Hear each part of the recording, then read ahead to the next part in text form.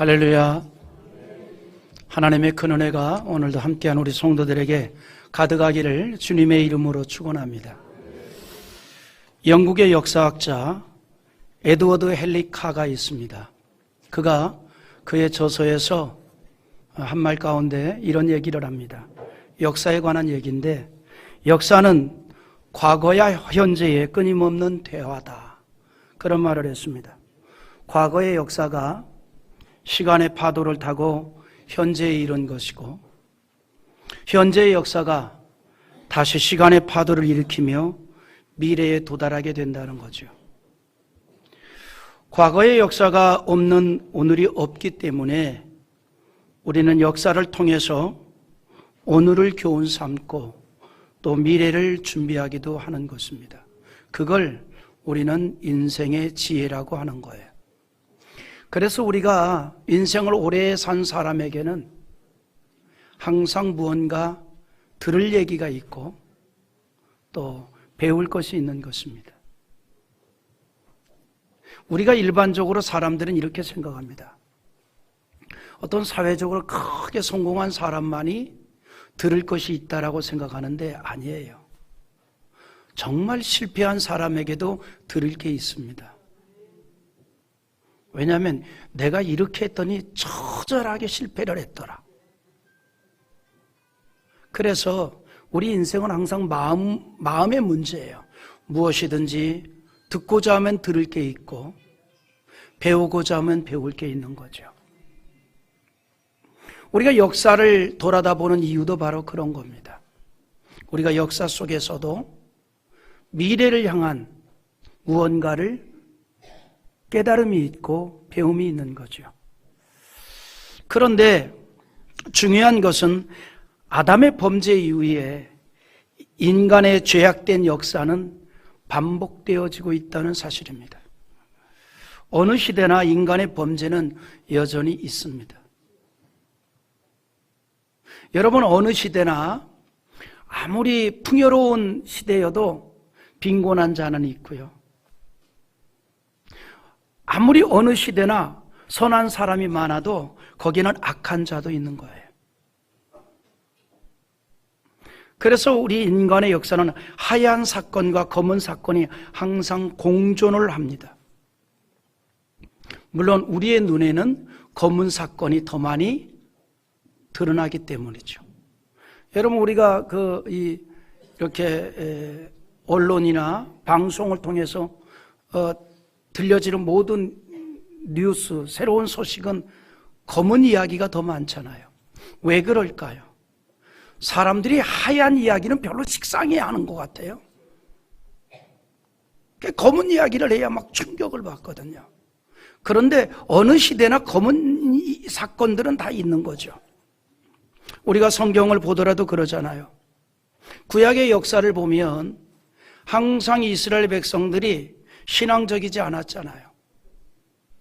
예를 들어서 미가 선지가 활동하던 시절 이스라엘 사회는 한마디로 말하면 어둠이었습니다. 권력자들은 침상에서 악을 도모하고 간사한 일을 계획했으며 지주들은 가난한 사람의 집과 토지를 억지로 약탈하고 사람들을 학대했습니다. 부녀자들과 어린 자녀에게서까지 탈취를 했다, 이 말이죠. 장사하는 사람들은 부정한 이익을 탐하여 저울추를 속이고, 여러분, 이 저울추를 속이는 것이 어제 오늘의 문제가 아니에요. 네? 바닷가에 사러 갈 때 조심하세요.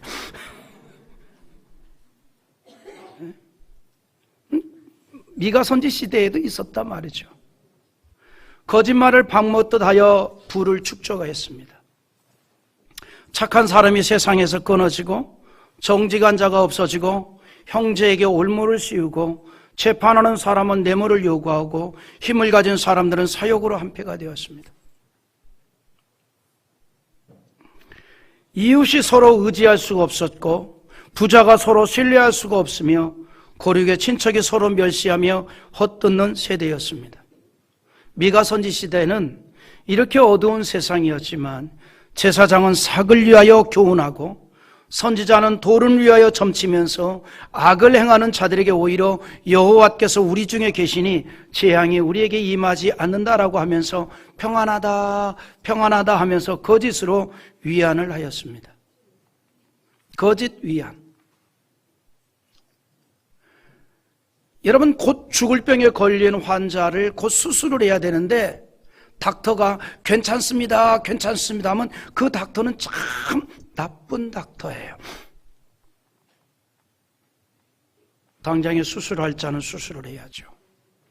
근데 미가 선지 시대에 모두가 다 하나님의 채찍을 맞아야 합당하지만 거짓 선지자들이 평안하다 평안하다 하면서 거짓으로 위안을 했던 거예요.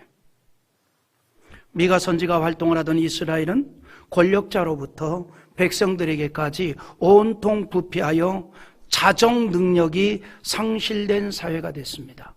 자정 능력 상실. 여러분, 우리 사회가 그래도 소망이 있는 건요, 그래도 곳곳에 자정 능력을 일으키는 분들이 있기 때문이에요. 그러면 소망이 있습니다. 여러분, 오염수가 쏟아져도 그 오염수를 자정할 수 있는 물이 있으면 되는 거예요. 우리 사회가 아무리 어두운 사건들이 많이 일어나도 그거를 자정시킬 수 있는 보석 같은 사람들이 곳곳에 있으면 그 사회에는 소망이 있습니다. 우리가 그런 역할을 한번 해보자는 거죠. 우리가 그런 역할. 그러니까 여러분, 우리는요, 하나님을 의지하고 신앙으로 사는 사람들은 우리 사회의 어두운 사건들을 볼 때마다 돌이켜 나 자신을 채찍을 하는 거예요. 내가 이런 사회에 자정 능력을 일으키는 자가 되겠습니다. 이것이 하나님의 백성들이 이 땅을 살아가는 자의 모습이에요. 다윗이 이스라엘을 바라보면서 그가 쫓김을 당하면서도 뭐라고 기도했습니까? 하나님, 내가 이 민족의 새벽을 깨우겠나이다. 이것이 바로 주를 의지하는 믿음으로 사는 자의 모습입니다. 세상이 다 그렇습니다. 세상 다 그렇게 살아요. 아니, 우리는 그렇다 할지라도 그것을 정화하는 역할을 감당하는데 하나님 사용해 주세요. 아멘입니까? 세상이 다 신앙이 없어요. 그렇다 할지라도 신앙으로 살아가는 그 길을 가는 자 되게 해주세요. 아멘입니까?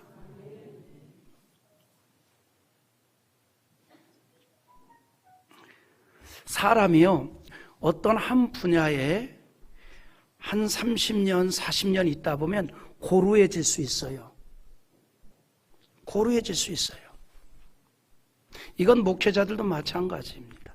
한 30년 사역하다 보면 이제는 좀 더 이렇게 좀 편안하게 하려고 그래요. 그래서 예전부터 저한테도 뭐 제자들이나 후배들이나 동료들도 그런 얘기를 해요. 이제는 조금 좀 쉬엄쉬엄 하면 좋겠다. 내가 제일 정말 듣기 싫은 말이 그 말이에요.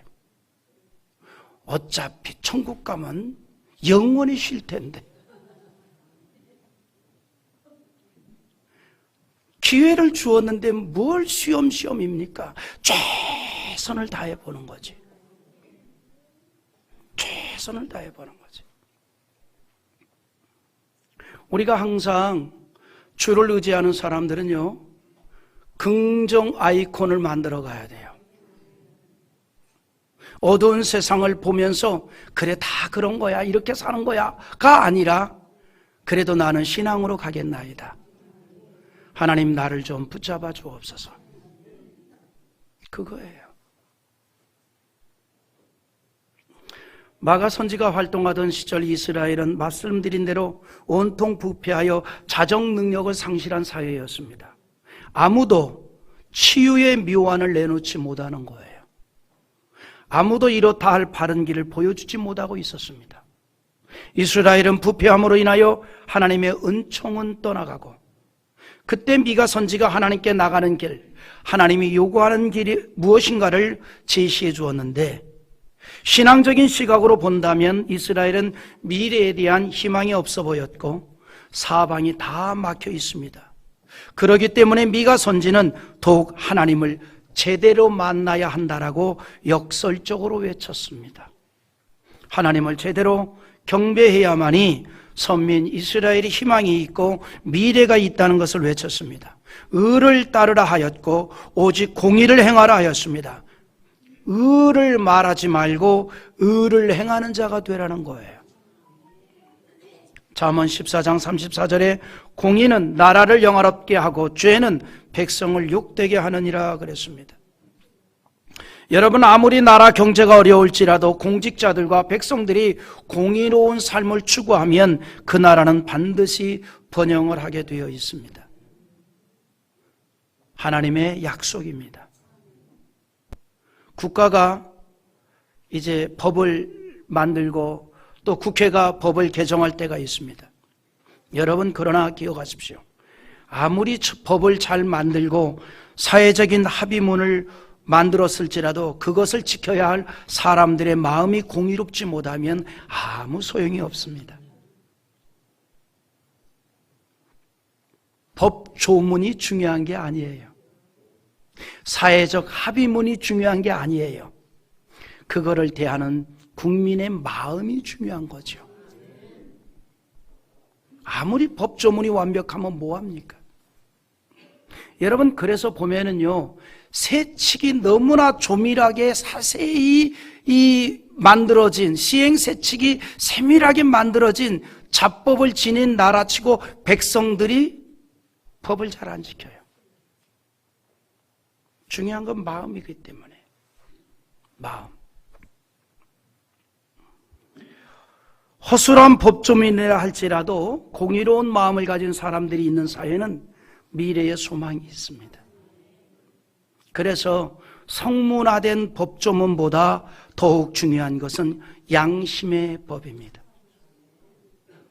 양심의 법. 법조문 때문이 아니라 마음에서 의롭게 되려는 의지가 있어야 된다는 거예요. 우리의 신앙생활이 그럽니다. 하나님에 대한 신앙이 그럽니다. 우리가 주의를 지키고 예배를 드리고 11조 생활을 하고 봉사를 하는 것이 어떤 의무감으로 한다면 신앙생활은 무거운 짐이 될 거예요. 무거운 짐이 될 거예요. 여러분 한번 상상해 보세요. 목사가 이렇게 예배를 준비하고 예배를 인도하고 설교를 준비하고 이런 모든 것이 무거운 짐이라면 그거 어떻게 목회하겠어요? 1년이면 쏟아내야 될 설교 원고가 얼마나 많습니까? 그 모든 과정이 마음의 기쁨이 되고 감사가 되고 어쩔 때 보면은 나 혼자만 있으니까 다행이죠. 주께서는 무슨 보시겠지만 다른 사람이 안 본 걸 다행이에요. 원고 준비하다가 찬양하고 타이핑 하다가 감사합니다 그러고 옆에서 내 모습을 봤다면 병원에 가야 되지 않을까, 그럴지도 모르겠죠. 즐거우니까, 기쁘니까, 감사가 되니까. 우리의 신앙이 다 그래요. 모든 것이 의무감으로만 한다면 신앙생활이 무거운 짐이 돼요. 여러분, 우리가 가정생활도 그렇잖아요. 가족을 이기는 책임감이 있습니다. 그런데 그 책임감이 100% 의무감만 있다면 가정생활이 얼마나 무거운 짐이 되겠어요? 얼마나 무겁겠습니까? 여러분, 하나님의 은혜에 감사하고 하나님을 사랑하는 마음으로 모든 신앙적인 것이 이루어진다면 그것은 기쁨이 되고 즐거움이 되고 감사를 노래하게 될 겁니다. 그러므로 요한일서 5장 3절에 이렇게 말합니다. 한번 읽어보시기 바랍니다. 하나님을 사랑하는 것은 이것이니 우리가 그의 계명들을 지키는 것이라. 그의 계명들은 무거운 것이 아니로다. 할렐루야. 하나님을 사랑하면 하나님의 말씀이 무거운 짐이 되지 않습니다. 할렐루야. 하나님과 함께하는 것에 대해서 즐거움이 됩니다. 그래서 우리가 찬양도 부르잖아요. 주와 같이 길 가는 것 즐거운 일 아닌가? 묻는 거예요. 이게 묻는 거예요. 옆에 있는 사람에게 하나님과 함께하는 것이 즐거운 일 아니에요? 근데 왜 이렇게 인상을 쓰세요? 즐거운 일이잖아요. 기쁜 일이잖아요. 여러분, 국민이 법이 없어서 무질서하는 게 아니에요. 성도가 하나님의 말씀을 몰라서 따르지 못하는 거 아닙니다. 그럼 뭘까요? 사랑이 부족하기 때문이에요. 사랑이 부족하기 때문. 조국에 대한 사랑이 미흡하고 하나님에 대한 사랑이 크지 못하기 때문입니다. 그래서 미가 선지는 이스라엘 백성들에게 하나님과 함께하라 그랬어요. 즉 하나님과 동행하라는 겁니다. 당시 이스라엘 백성들은 스스로 다 하나님과 함께한다라고 생각을 했어요. 그러나 미가 선지는 그렇게 말하지 않아요. 그들이 착각을 하고 있다는 것을 지적하면서 진심으로 하나님과 함께하라 이렇게 말합니다. 여러분, 신앙생활이 뭐냐면요, 하나님과 함께하는 겁니다. 하나님과 동행하는 게 신앙생활이에요. 신앙생활이 뭐냐라고 묻는다면 하나님과 함께하는 삶이다. 그게 신앙생활이에요. 그게 신앙생활이에요. 우리가 이 세상을 살아가면서 하나님의 복을 받은 인생이 되기를 다 원하지요. 형통하기를 원하지요. 그런데 그 전에 먼저 힘써야 할 일이 있습니다. 하나님과 동행하는 일입니다. 하나님과 함께하는 일입니다. 성경이 그걸 우리에게 말해주잖아요. 우리 창세기 39장 2절과 3절 천천히 같이 봅니다. 여호와께서 요셉과 함께 하심으로 그가 형통한 자가 되어 그의 주인 애굽 사람의 집에 있으니 그의 주인이 여호와께서 그와 함께 하심을 보며 또 여호와께서 그의 범사에 형통하게 하심을 보았더라. 아멘. 사람들 가운데 보면 기독교 신앙에 대해서 신학적으로 또는 철학적으로 또는 교리적으로만 생각하고 말하는 사람들이 있습니다. 그런데 그것보다 더욱 중요한 일이 있어요. 그게 뭐냐면 기독교 신앙이란 하나님과 함께하는 일입니다. 그게 기독교 신앙이에요. 기독교 신앙은 하나님과 함께하는 거예요. 여러분, 기독교 신앙이 복잡하지 않아요. 수학 공식처럼 복잡하지 않습니다. 단순합니다. 내가 복잡하게 만들었던 거지. 기독교 신앙은 단순해요. 내가 복잡하게 만든 거예요. 여러분 보면은요, 인간관계도 단순해요. 복선을 깔지 않고 사귀면 단순해요. 근데 복선을 깔고 사귀니까 복잡해지는 겁니다. 내가 인간관계를 복잡하게 만든 거예요. 내가 단순해요.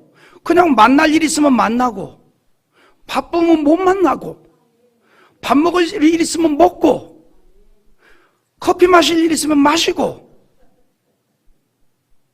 내가 살 기분이면 사고, 상대방이 살 일 있으면 얻어먹고,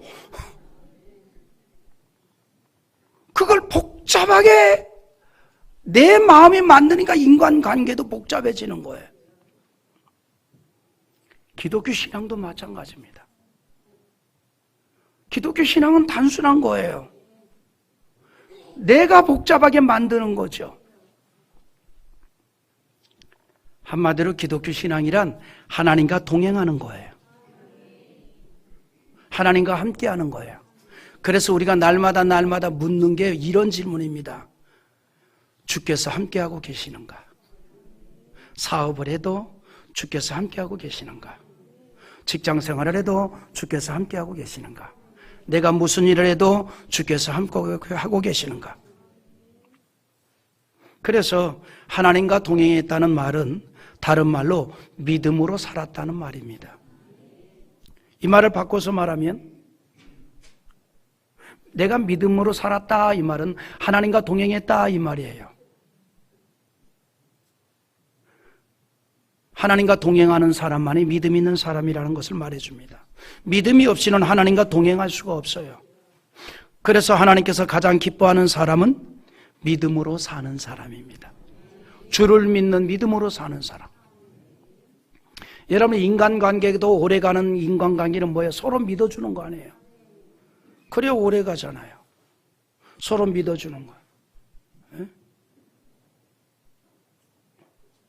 그게 오래가잖아요. 40년, 50년 인간관계를 계속 유지하는 사람들의 특징이 뭐예요? 서로 믿어주는 거 아닙니까?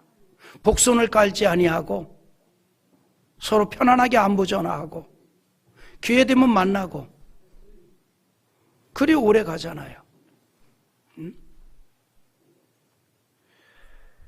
신앙이란 그런 거예요. 하나님의 모든 것을 있는 그대로 믿는 겁니다. 성경을 통해서 말씀하니 그대로 믿는 거예요. 그런 믿음의 사람을 하나님은 기뻐하는 겁니다. 이 말을 바꿔서 말하면 믿음이 없이는, 이런 믿음이 없이는 하나님을 기쁘시게 할 수가 없다는 말이기도 합니다. 그래서 우리 한번 읽어볼까요? 히브리서 11장 6절 같이 봅니다. 믿음이 없이는 하나님을 기쁘시게 하지 못하나니 하나님께 나아가는 자는 반드시 그가 계신 것과 또한 그가 자기를 찾는 자들에게 상 주시는 이심을 믿어야 할지니라. 할렐루야. 믿음이 하나님을 기쁘게 합니다. 에녹이 그랬습니다. 그는 한 생애를 믿음으로 살았고 하나님을 기쁘게 하였습니다. 그래서 하나님을 기쁘시게 하는 자라는 증거를 남겼어요. 히브리서 11장 5절 또 한번 같이 봅니다. 믿음으로 에녹은 죽음을 보지 않고 옮겨졌으니 하나님이 그를 옮기심으로 다시 보이지 아니하였느니라. 그는 옮겨지기 전에 하나님을 기쁘시게 하는 자라는 증거를 받았느니라. 할렐루야. 에녹에 대해서 성경이 말할 때에 연결되는 단어들이 있습니다. 그게 뭐예요? 믿음으로 살았다 하는 말이에요. 그리고 또 연결되는 단어가 있습니다. 믿음으로 살았다는 게 도대체 뭔가? 하나님과 동행했다 이 말이에요.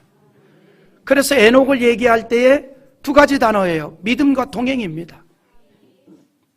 그래서 어떻게 했다는 거예요? 하나님을 기쁘시게 했다는 겁니다.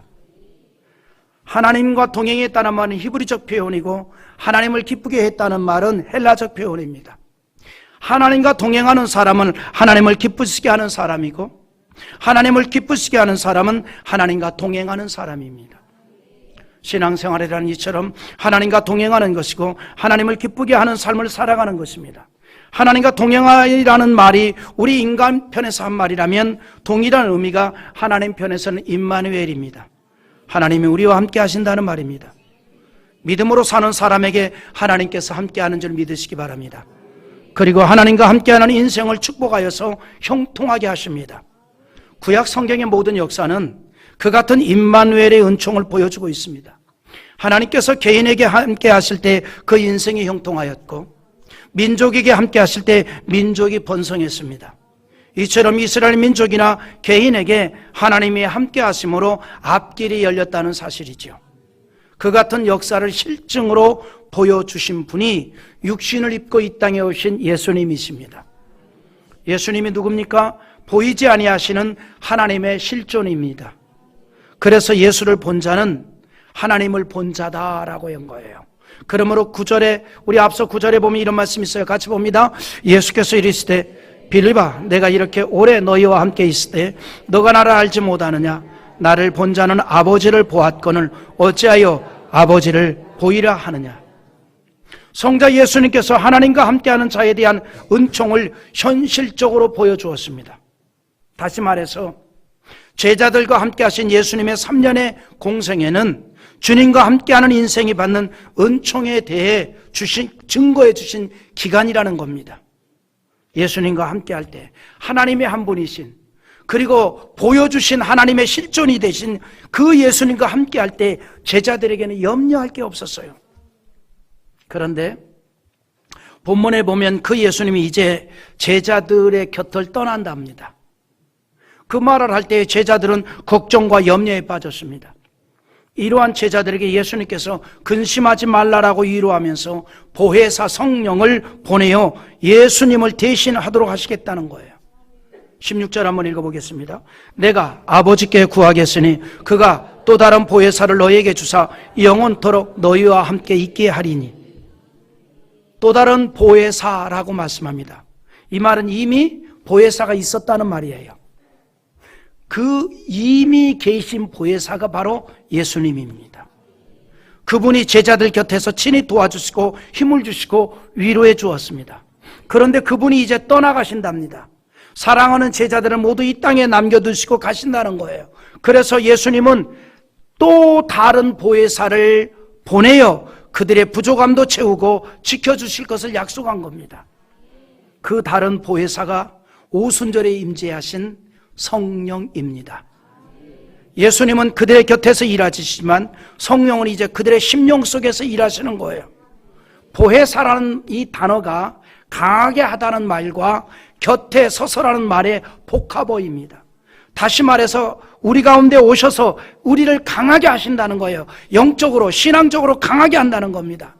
우리가 인생을 사는 동안 여러 가지 일들을 경험하게 되지요. 기쁜 일도 있고 슬픈 일도 있습니다. 안타까운 일도 있고 좌절된 일도 있습니다.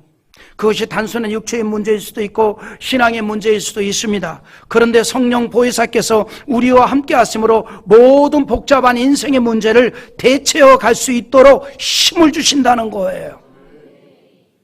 이 성령이 우리와 함께 한다는 겁니다. 하나님의 한 분이신 성령이 예수님처럼 또 다른 보혜사가 되어 영원토록 우리와 함께 한 것을 예수님 말씀하였습니다. 신앙으로 사는 우리 인생에게 최고의 축복이 바로 이겁니다. 하나님은 구약에서 이렇게 외칩니다. 두려워 말라. 내가 너와 함께 함이라. 놀라지 말라. 나는 너의 하나님이 됨이니라.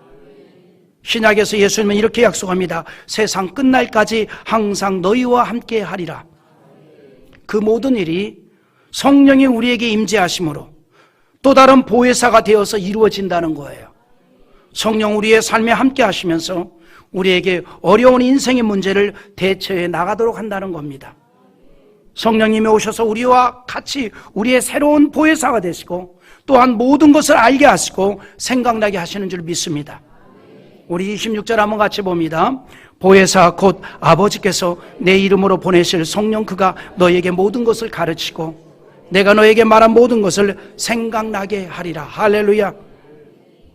예수님은 성령님을 보혜사로 표현하였습니다. 앞서 말했듯이 보혜사란 말 그대로 보호하는 분을 말합니다.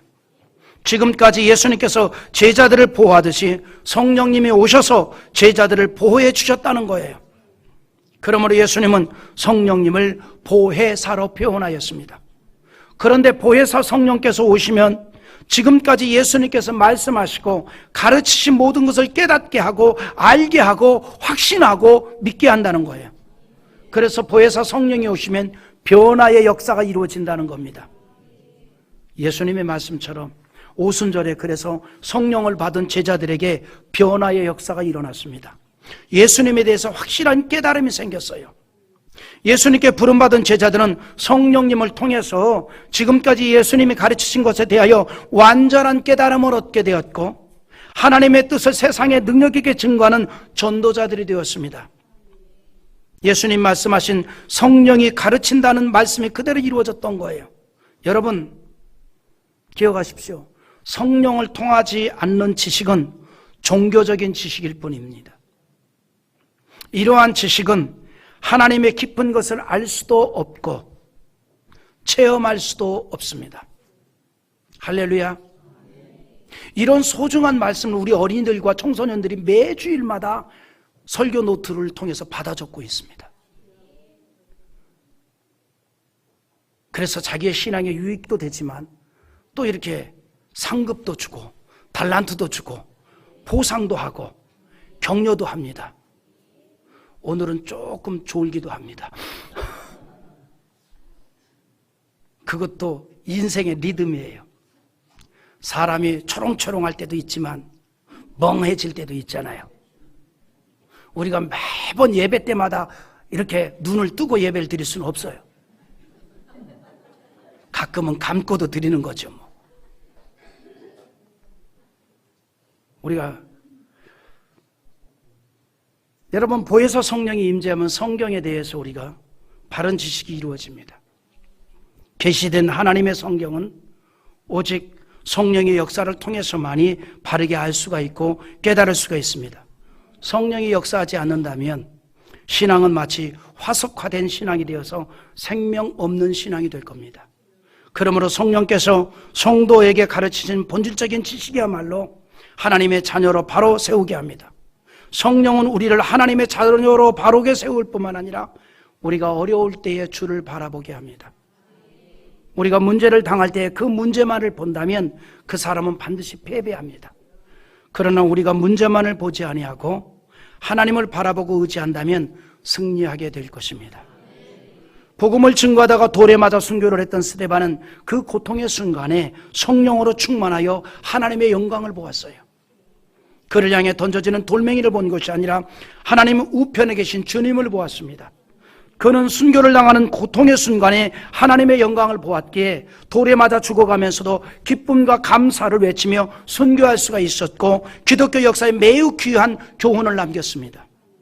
우리 사도행전 7장 55절 읽어봅니다. 스데반이 성령 충만하여 하늘을 우러러 주목하여 하나님의 영광 및 예수께서 하나님의 우편에 서신 것을 보고. 여러분, 우리에게는 보혜사 성령님이 함께 하십니다. 그래서 내가 만난 위기를 대처해 나가도록, 이겨가도록, 승리하도록 역사해 주신다는 겁니다. 오늘 말씀에 보면 주님 이렇게 말씀합니다. 18절에 내가 너희를 고아와 같이 버려두지 아니하고 너희에게로 오리라 그랬습니다. 하나님은 우리가 어려움에 있을 때 외면치 않습니다. 성령님을 통해서 우리와 함께 하십니다. 그리고 마치 폭풍 가운데서도 평안을 누리게 합니다. 그러므로 27절에 이렇게 말하죠. 우리 한번 같이 봅니다. 평안을 너희에게 끼치노니 곧 나의 평안을 너희에게 주노라. 내가 너희에게 주는 것은 세상이 주는 것과 같지 아니하리라. 너희는 마음에 근심하지도 말고 두려워하지도 말라. 할렐루야. 주님이 약속한 평안은 내면 깊은 곳의 평안입니다. 이것은 어려운 상황들의 직면에서도 갖게 되는 평안으로 마음의 평정입니다. 단순한 느낌 그 이상입니다. 정복의 평안입니다. 이것은 조건들과 환경과 관계없는 평안입니다. 그 어떤 슬픔과 위협과 어려움과 경험도 빼앗을 수 없는 그런 평안입니다. 요한복음 16장 33절에서도 이런 약속의 평안을 얘기합니다. 우리 한번 또 읽어봅시다. 이것을 너에게 이르는 것은 너희로 내 안에서 평안을 누리게 하려 함이라. 세상에서는 너희가 환난을 당하나 담대하라. 내가 세상을 이겼노라. 할렐루야.